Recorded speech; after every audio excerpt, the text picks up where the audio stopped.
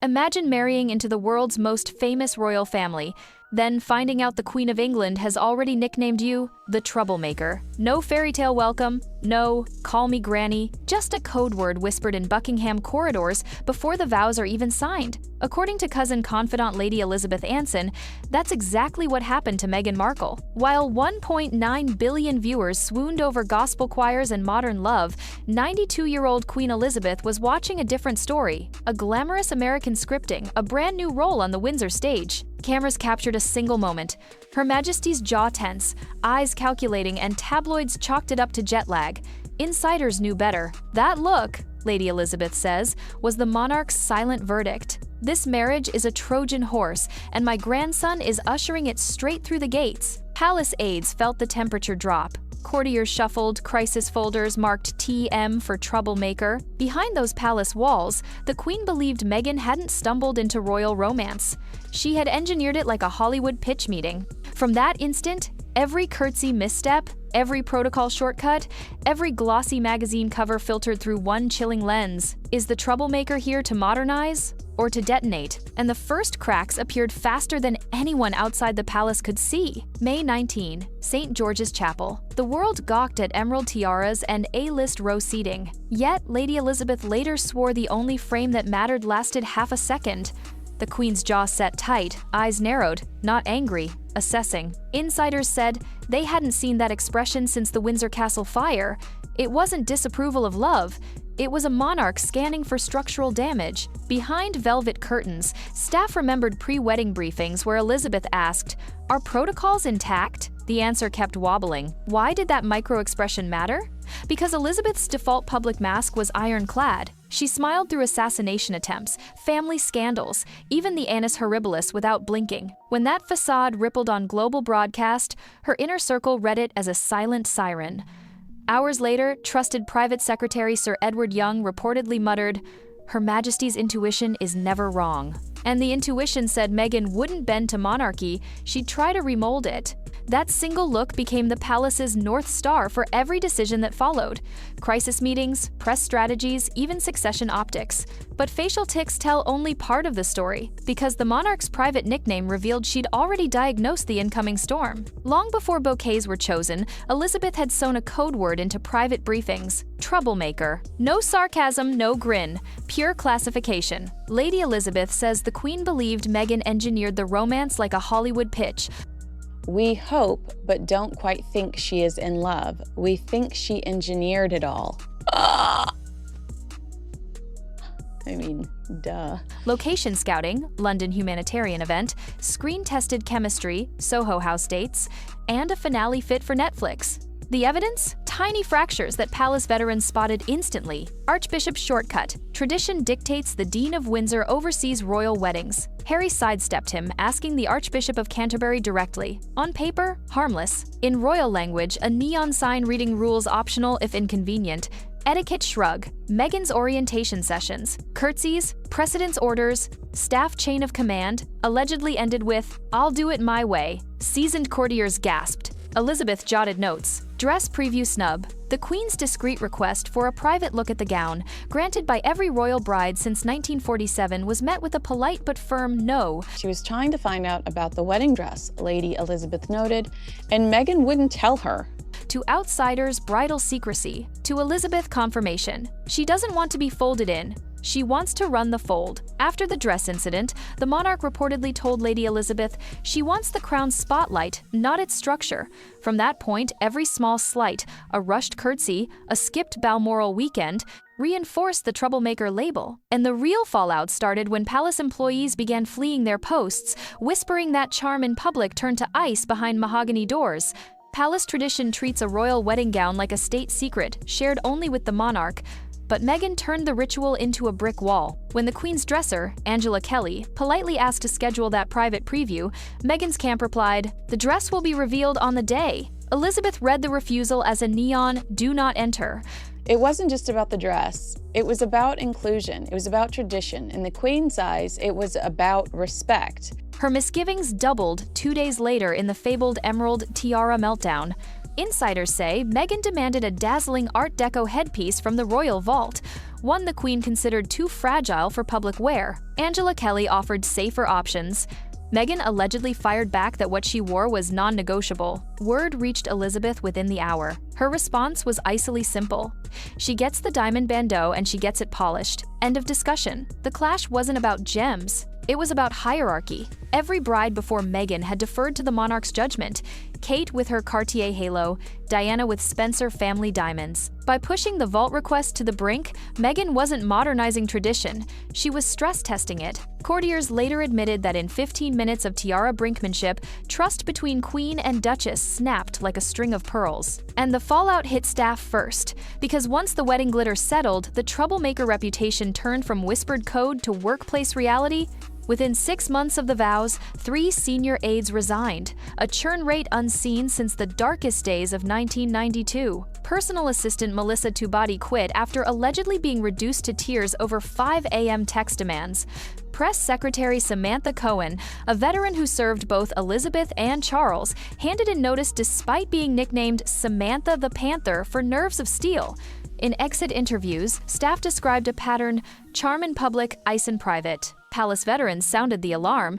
Elizabeth's household prided itself on lifers who navigated every crisis from Suez to Diana.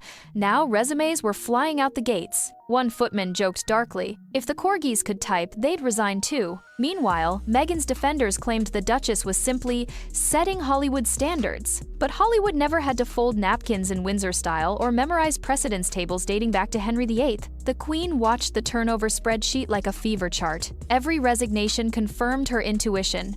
Meghan didn't merely break rules, she fractured morale. Elizabeth warned private secretaries that public goodwill evaporates the moment staff grievances leak, and sure enough, tabloids soon ran headlines about Duchess difficult.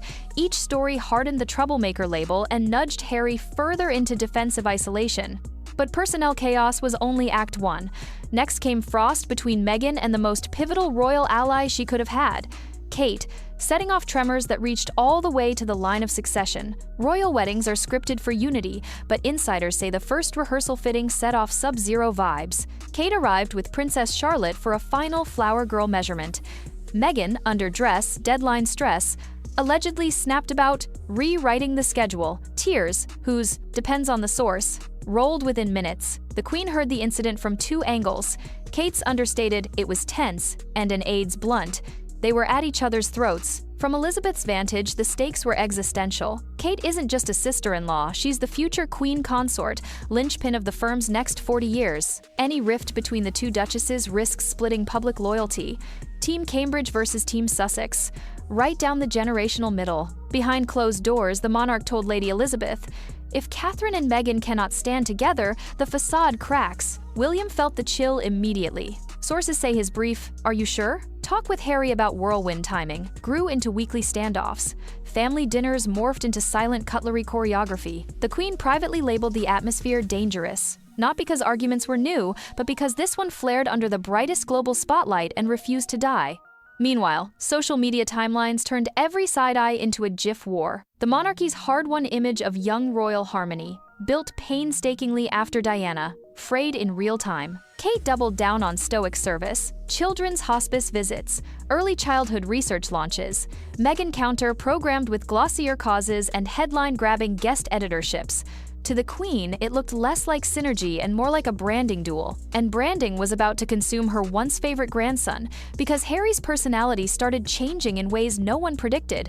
Friends once called Harry the yes-mate prince, the grinning rebel who hugged rugby players and cracked jokes at state dinners. By late 2018, aides noticed a new habit before answering anything. From charity patronage to menu choice, he'd text Meghan for clearance. One equerry quipped, "We're speaking to him through an intercom now." Isolation set in fast. Invites to Sandringham shooting weekends? Declined. Polo clinic tradition with William? Cancelled. Royal sources claim family WhatsApp chats filled with blue ticks beside Harry's name. Messages read, rarely answered. The Queen hoped a one-on-one phone call could soften the frost. What she got, according to Lady Elizabeth, was a 10-minute monologue bordering on tirade.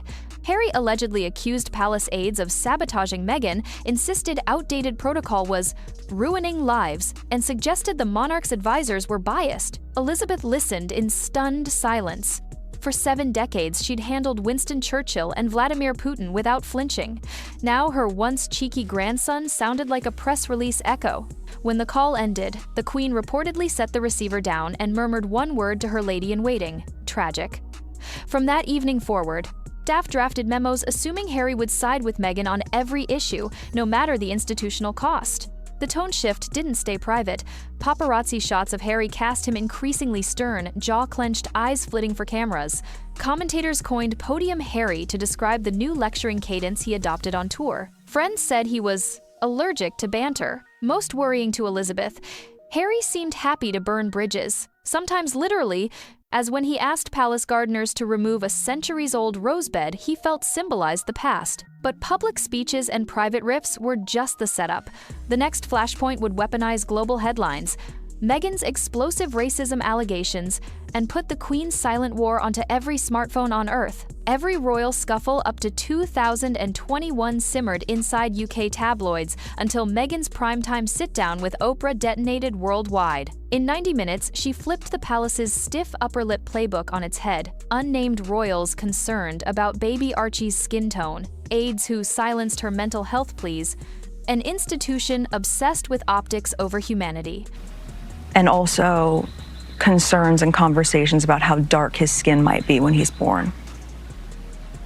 Within hours, #royal racism trended in 72 countries. For Elizabeth, the broadcast cut deeper than any Fleet Street headline. This wasn't gossip. It was a televised indictment watched by 17 million Americans and replayed across the Commonwealth she spent her life stitching together. Palace protocol barred immediate rebuttals, but aides begged for a bolder response than the standard 4-sentence, "recollections may vary." The Queen held the line, no televised sparring, only a short lawyer scrub statement.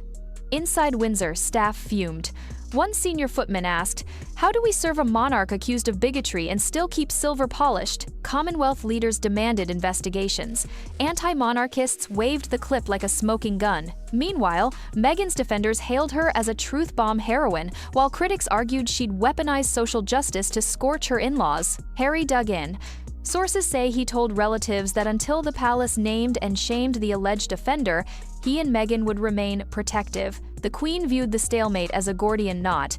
One slice could sever the monarchy's link to modern inclusion, the other could sever her bond with her grandson. In private, she told Lady Elizabeth's confidantes, "Silence is safer, but it lets suspicion breed." And suspicion was about to crystallize into an irreversible exit plan. The night Megxit stopped being a rumor and became a letter of intent. January 2020, Sandringham House, a winter summit dubbed the Megxit Meeting. Charles, William, and Harry sat around a floral sofa set from the 1950s. The Queen, wrapped in a plaid blanket, chaired with lawyerly calm. Harry arrived with a blueprint. Half in, half out royalty, global protection, his own commercial deals. William argued the hybrid role would blur constitutional lines. Charles worried about taxpayer backlash. Elizabeth listened, then asked one question: where does duty fit? By sundown, the answer was clear: nowhere. Harry and Meghan would leave full-time royal work, repay renovation costs, and lose HRH usage. The Queen ended the meeting with an olive branch. "You will always be much loved, family." Privately, she told Lady Elizabeth's circle that the deal felt like amputating to stop the bleed. In the weeks that followed, she tried stitching a lifeline, a Commonwealth youth role here, a military patronage compromise there. Each offer met polite decline. Harry feared strings, Meghan sought total autonomy, Elizabeth's diary filled with stress notes like H won't budge, M guiding, her health dipped, aides blamed the emotional grind as much as age. March saw the Sussexes' final official engagement, Commonwealth Day service. Seating was reshuffled to avoid an aisle showdown. Cameras captured a micro-grimace from William, a tight-jaw Meghan smile, and a Queen who looked smaller than ever beneath her turquoise hat. Lady Elizabeth's surviving notes record the monarch whispering afterward, "The chapter has closed and I can't rewrite it." Days later, Harry and Meghan boarded their homebound flight to California. As the RAF jet banked west, Windsor staff lowered the Sussex family flag for the last time. Elizabeth watched from a palace window, murmuring, "Godspeed, but God help us." Yet even exile wouldn't muffle the fallout. The Queen's health waned, and her final private verdict, she engineered it all, would only explode after she was gone. By spring 2022, the Queen's public schedule had thinned to Zoom audiences and balcony waves, but behind closed doors, her notebook filled with one recurring line. The jury's out. She engineered it. Lady Elizabeth Anson's remaining phone logs reveal midnight calls where the monarch replayed every red flag: the dress snub, the Archbishop shortcut, the Oprah accusations, stringing them into a single conclusion. Meghan's endgame was never Windsor, it was worldwide leverage. Health setbacks multiplied, mobility issues, an unexplained overnight hospital stay, yet Elizabeth insisted on reading every Sussex headline herself. Staff tried shielding the more acidic op-eds, but she would wave them away. "I need the unvarnished paper." In her last summer at Balmoral, she told a chaplain, "Forgiveness is divine, but discernment protects the crown." Even so, she mailed Harry a birthday card in September. No sermon, just a photograph of the two of them laughing in 1995 and the handwritten line, "Granny will always believe in your better angels." When the monarch passed that same month, Lady Elizabeth's sealed memoir chapter surfaced within days. The explosive snippet: Her Majesty privately called the Duchess the troublemaker and warned that the marriage was engineered, not enchanted. The note hit newswires before the black curtains on palace gates finished being tied. Commonwealth commentators gasped. The woman famed for sphinx-like restraint had delivered a posthumous thunderclap. Charles, now king, convened crisis courtiers at Clarence House within 24 hours. Damage control memos weighed a public denial against the risk of contradicting Elizabeth from beyond the grave. They chose silence, hoping reverence would outshine revelation. But the aftershock would prove silence no longer shields a royal myth, especially when the troublemaker brand still commands primetime streaming deals. The Queen's funeral procession hadn't even cleared Windsor's Long Walk before think tanks asked the blunt question: has the Sussex saga cracked the monarchy's future-proof glass? Charles III inherited not just a crown, but a PR minefield. Commonwealth leaders in Barbados and Jamaica cited the racism claims while debating Republican referendums. Social media metrics showed a 28% spike in "abolish the monarchy." Hashtags the week Lady Elizabeth's quote dropped. William, now Prince of Wales, doubled down on visible duty. Ukraine aid calls, Earthshot grants, while steering clear of Sussex crossfire. Yet even Kensington aides admit every initiative gets benchmarked against the lingering Oprah soundbites.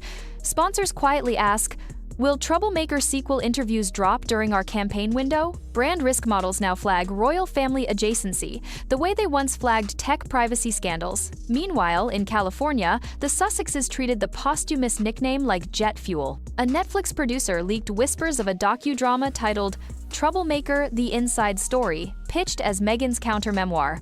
PR experts call it a double-edged sword: cash in on controversy or cement villain status in Windsor history books. Harry's own follow-up project, a rumored mental health series, now faces legal vetting for anything that contradicts Granny's final verdict.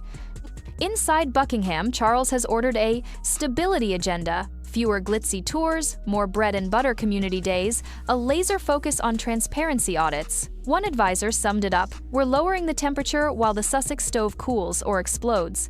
Commonwealth Day next March will be the first without Elizabeth's unifying presence. Diplomats already predict testy questions about racism reforms and palace HR protocols. So the troublemaker era isn't a closed chapter, it's a live fuse. The Queen's final whisper turned private suspicion into public record, and now every step the monarchy takes, whether embracing modernity or clinging to pageantry, will be measured against that single, chilling label. Reputation can survive scandal, one palace scholar wrote, but surviving Grandma's ghost is another battle entirely. And that's a wrap! If today's scoop had you raising an eyebrow or two, tap that like button to let us know. Got a hot take or inside tea? Drop it in the comments so the whole crew can weigh in. Not part of the fam yet? Hit that subscribe button and ring the bell, because the next twist is always one upload away.